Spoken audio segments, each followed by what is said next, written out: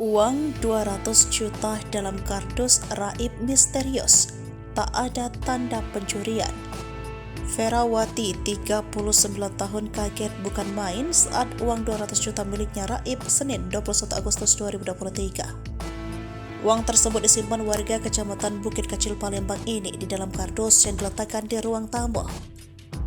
Dikutip dari Sripoku.com, Ferawati menuturkan dirinya memang seperti biasa menyimpan uang di kantong plastik hitam. Selanjutnya, uang itu diletakkan di dalam kardus, bukan di perangkas khusus. Uang tersebut merupakan uang setoran rokok dan sebagaimana merupakan uang hasil jualan dirinya di toko.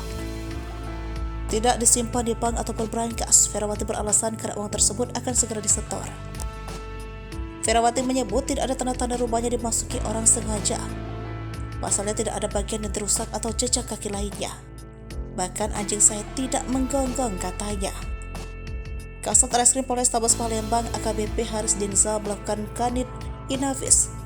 Ibtu Agus Wijaya mengatakan sudah menerjunkan tim ke lokasi.